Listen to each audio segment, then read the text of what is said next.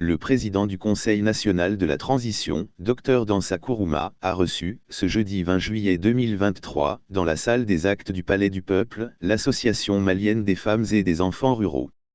Ces femmes étaient porteuses des messages de paix et de cohésion sociale pour la réussite des transitions en cœur dans l'espace communauté économique des États indépendants de l'Afrique de l'Ouest.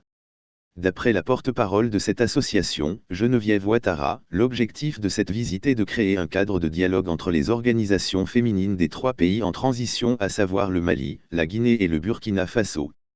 Nous serons toujours aux côtés des femmes guinéennes pour la réussite de la transition.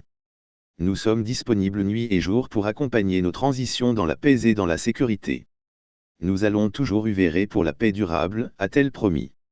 Pour sa part, le président du CNT, Dr Dansa Kourouma, a rendu un vibrant hommage aux femmes du Mali qui sont, a-t-il rappelé, à leur 3e mission à Conakry. Je suis certain qu'elles ont effectué aussi 3 missions sur Burkina Faso. Elles sont soucieuses du lendemain de la transition des 3 différents pays.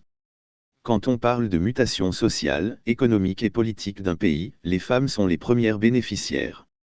Les femmes et les enfants représentent plus de 80% de la population guinéenne, a-t-il dit.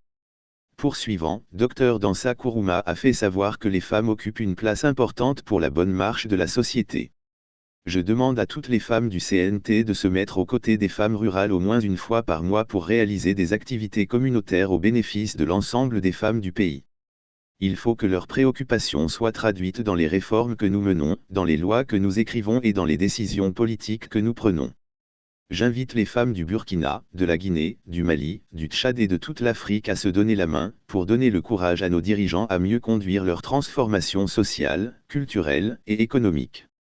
Aujourd'hui, nous sommes nostalgiques des braves femmes, notamment Jeanne Martin Cissé, Mefeuille Camara, Mbalia Camara, Lofo Camara.